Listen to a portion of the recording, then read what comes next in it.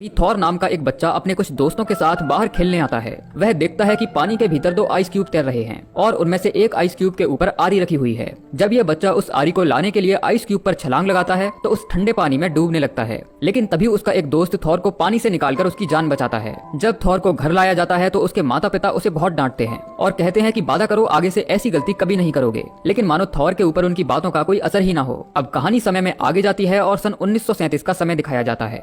Thor अब बड़ा हो चुका है और इस समय वह अपनी गर्लफ्रेंड लिव के साथ पॉलिनेशिया आइलैंड पर आया हुआ है। दरअसल थॉर पेशे से एक एथनोग्राफर और एडवेंचरर है जो यहाँ रहने वाली ट्राइब्स के ऊपर डॉक्यूमेंट्री लिख रहा है। पॉलिनेशिया प्रशांत महासागर में स्थित एक विशाल द्वीप है जो हजारों छोटे और बड़े द्वीपों से मिलकर बना है। इस आइलैंड पर रहने वाले लोग सदियों से समुद्री यात्रा करने और दूर दूर तक बसने में माहिर रहे हैं। फिर एक दिन थॉर आइलैंड पर रहने वाले एक बूढ़े आदमी से मिलता है और पूछता है कि आखिर तुम्हारे पूर्वज कहाँ से थे और वो लोग इस आइलैंड तक कैसे पहुंचे। जिसके बाद ये बूढ़ा आदमी पूरब दिशा की तरफ इशारा करता है और कहता है कि सब कुछ पूरब से ही आता है, जैसे सूरज की रोशनी, हवा, बिजली और हमारे देवता क्वांटिकी दी सन गॉड हमें इस आइलैंड पर लेकर आए थे। उन्होंने ही हमें पूरब से पश्चिम तक पहुंचने की दिशा दिखाई। हालांकि पूरी दुनिया भी यही मानती है कि आज से 1500 साल पहले पॉलिनेशिया आइलैंड के जो लोग हैं वो एशिया के मूल निवासी हैं, लेकिन थॉर को इस थ्योरी पर विश्वास नहीं था। उसका मानना है कि पॉलिनेशियाई लोग एशिया से नहीं बल्कि साउथ अमेरिका से हैं। फिर वह बूढ़ा आदमी इन्हें एक मूर्ति दिखाता है जो इनके टिकी देवता की थी। अब थॉर अपनी 10 साल की रिसर्च लेकर सन 1946 में न्यूयॉर्क आता है। वह अपनी थ्योरी में ये साबित करना चाहता था कि पॉलिनेशियाई आइलैंड के लोग साउथ अमेरिकन हैं,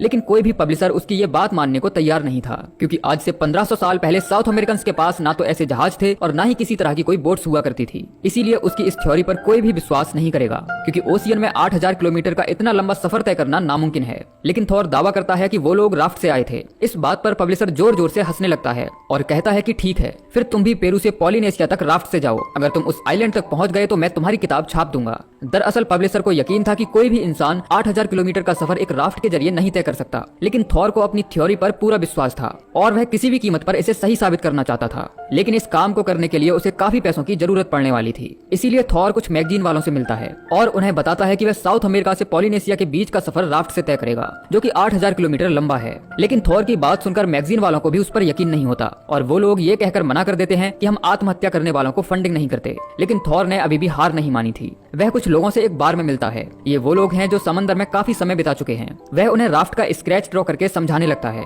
जिसके जरिए वो लोग 8000 किलोमीटर का ये सफर तय करेंगे। तभी उनमें से एक शख्स कहता है कि मैंने नॉर्थ अटलांटिक में 22 दिन बिताए हैं, इसीलिए मुझे पूरा यकीन है कि एक राफ्ट के जरिए इतना लंबा सफर तय करना नामुमकिन है, क्योंकि जिन लकड़ियों को तुम रस्सी से बांधोगे वह कुछ ही दिनों में गलकर टूट जाएंगी और ऐसा करना सरासर आत्महत्या होगा। इसीलिए हम में से कोई भी तुम्हारे साथ नहीं जाएगा। लेकिन इस बार में एक और भी शख्स बैठा था जो थॉर की बातों को बहुत ध्यान से सुन रहा था।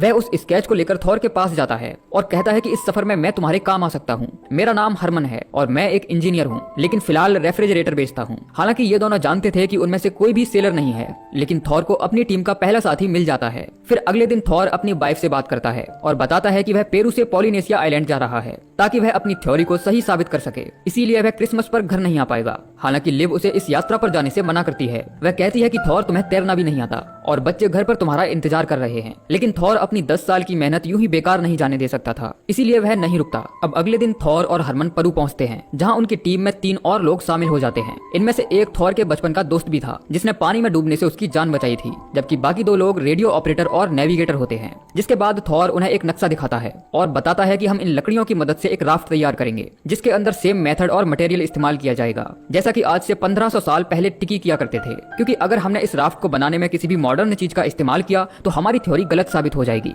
हालांकि उन्हें राशन और कुछ जरूरी चीजों को जुटाने के लिए अभी भी काफी पैसों की जरूरत थी। इसीलिए थॉर एक बिजनेसमैन से मिलता है और बताता है कि हम लोग राफ्ट के जरिए 8000 किलोमीटर का सफर तय करने वाले हैं, ताकि हम साबित कर सकें कि पॉलिनेशिया आइलैंड के लोग साउथ अमेरिका से आए थे, न कि एशिया से। हालांकि इस आदमी को भी ये सफर नामुमकिन लगता है, लेकिन वह थॉर पर यकीन करके उन्हें फंडिंग दे देता है, जिसके बाद इन्हें इनकी जरूरत का सभी सामान मिल जाता है। साथ ही ये खबर अखबार में भी छप जाती है। जिसके अगले दिन एक शख्स थॉर की टीम में शामिल होने आता है, जो एक फोटोग्राफर था। थॉर को भी इस सफर में एक फोटोग्राफर की जरूरत पड़ने वाली थी, इसीलिए वह इस आदमी को भी अपनी टीम में शामिल कर लेता है। अब अगले कई दिनों तक सब लोग मिलकर राफ्ट बनाने में जुट जाते हैं। जब इनकी राफ्ट पूरी तरह से तैयार हो जाती है तो थॉर जाने से पहले अपनी पत्नी से बात करता है, जो उसके इस सफर पर जाने से काफी नाराज थी, क्योंकि उसे डर था कि शायद थॉर इस मुश्किल सफर के बाद कभी वापस नहीं लौटेगा। अब 28 अप्रैल सन 1947 के दिन ये लोग राफ्ट को पानी में उतारते हैं, जहां इनका हौसला बढ़ाने के लिए बहुत सारे लोग इकट्ठा हुए थे। जिसके बाद इनकी राफ्ट को एक बोट से खींचकर बीच समंदर में छोड़ दिया जाता है, जहां थॉर और उसके 5 साथी लगभग 100 दिनों का ये लंबा सफर तय करने वाले थे। इस राफ्ट पर खाने पीने का कुछ सामान, एक सेफ्टी बोट और एक रेडियो होता है जिनका इस्तेमाल ये लोग इमरजेंसी में करेंगे। इस सफर पर इनके साथ दो और भी साथी थे, जो एक केकड़ा और एक तोता होता है। थॉर अपनी इस राफ्ट का नाम टिकी रखता है। अब ये लोग धीरे धीरे अपने सफर पर आगे बढ़ते हैं। अब जब एक रात ये सब लोग सो रहे थे तो समंदर में तेज बारिश के साथ भयंकर तूफान आता है, जिसके बाद थॉर सेल को नीचे खींचने के लिए डेक पर जाता है, लेकिन एक तेज झटके के साथ वह पानी में गिर जाता है। थॉर को तैरना भी नहीं आता था, इसीलिए वह डूबने लगता है, लेकिन समय रहते उसके साथी उसे पानी से बाहर निकाल लेते हैं और उसकी जान जाते जाते बचती है। अब अगली सुबह जब सब लोग नींद से जागते हैं तो देखते हैं कि इनकी राफ्ट काफी हद तक टूट चुकी है, जिसे ये लोग वापस से ठीक करने में जुट जाते हैं। अब इस राफ्ट पर सफर करते हुए इन्हें कई दिन बीत चुके थे और सफर के साथ इनके चैलेंजेस भी बढ़ते जा रहे थे। फिर एक दिन इन्हें बहुत बड़ी वेल दिखाई देती है और जब वह इनकी राफ्ट के नजदीक आती है तो थॉर उसे कैमरे में शूट करने लगता है, लेकिन उसका साथी हरमन इतनी बड़ी मछली देखकर डर जाता है। उसे लगता है कि वेल उनकी राफ्ट को पलट देगी, इसीलिए वह हार्पून से वेल पर हमला कर देता है, लेकिन हार्पून में रस्सी बंधी होने की वजह से राफ्ट गोल गोल घूमने लगती है।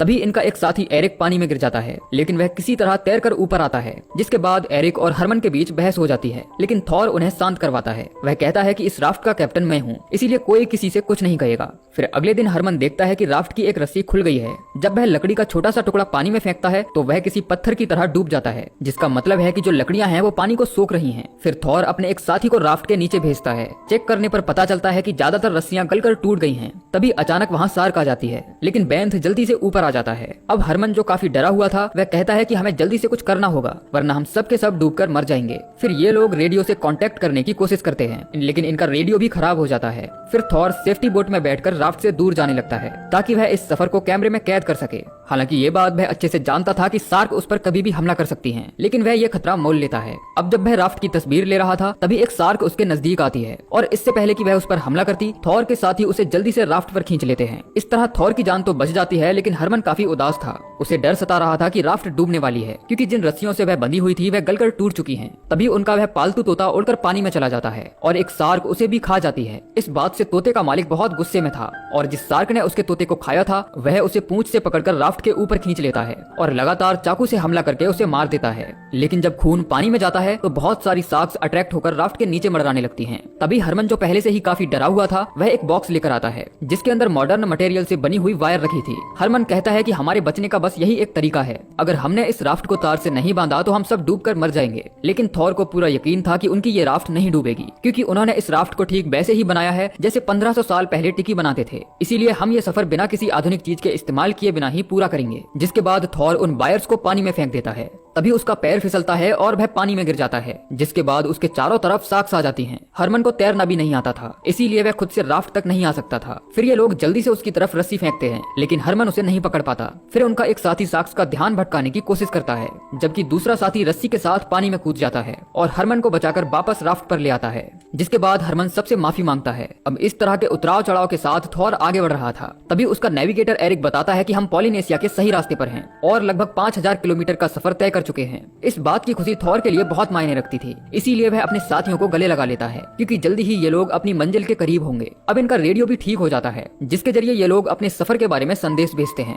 जब पूरी दुनिया को ये खबर मिलती है तो सब बहुत हैरान होते हैं, क्योंकि थॉर और उसके क्रू मेंबर्स वो काम करने वाले थे जो दुनिया के लिए नामुमकिन था। अब 7 अगस्त सन 1947 का समय दिखाया जाता है और आज इन लोगों को पॉलिनेशिया के सफर पर निकले हुए 101 दिन बीत चुके हैं। इतने लंबे सफर में इनकी दाढ़ी और बाल काफी बड़े हो गए थे, साथ ही जो नारियल ये लोग अपने साथ लाए थे वो उग आए थे। फिर एक सुबह थॉर को आसमान में उड़ता हुआ एक पक्षी नजर आता है, जिसका मतलब था कि जरूर आसपास जमीन है। फिर ये लोग देखते हैं कि इनके सामने वही आइलैंड है जिसके लिए इन्होंने इतना लंबा सफर तय किया है। अब इन लोगों की खुशी का ठिकाना नहीं था, लेकिन राफ्ट को किनारे तक ले जा पाना काफी मुश्किल काम था, क्योंकि इस राफ्ट के अंदर किसी भी तरह के स्टीयरिंग्स या पेडल्स नहीं थे। फिर हरमन एक स्केच ड्रॉ करता है और समझाता है कि समंदर में हर लहर 13 की साइकिल बनाती है और 13वीं लहर बाकी लहरों में सबसे ऊंची होती है। इसीलिए जब हम चट्टानों के पास पहुंचेंगे तो एक लंगर से राफ्ट को रोक कर रखेंगे और जैसे ही 13वीं लहर आएगी तो हम रस्सी को काट देंगे और राफ्ट उस बड़ी लहर के साथ किनारे तक पहुंच जाएगी। हरमन का ये आइडिया सबको बहुत पसंद आता है। अब राफ्ट के ऊपर जितना भी भारी सामान था उन सभी को जोड़कर ये लोग एक लंगर तैयार करते हैं और उसके पानी में डालते ही राफ्ट एक जगह पर रुक जाती है। जिसके बाद हरमन लहरों को गिनना शुरू करता है, लेकिन 10वीं लहर आते ही लंगर की रस्सी टूट जाती है और राफ्ट बहुत ही तेजी के साथ बहना शुरू कर देती है। फिर सब लोग राफ्ट को बहुत ही मजबूती से पकड़ लेते हैं और लहरों के साथ बहते हुए सुरक्षित किनारे तक पहुंच जाते हैं। इस यात्रा में किस्मत भी इनका खूब साथ देती है और दुनिया के लिए नामुमकिन लगने वाला ये सफर थॉर अपने 5 साथियों के साथ पूरा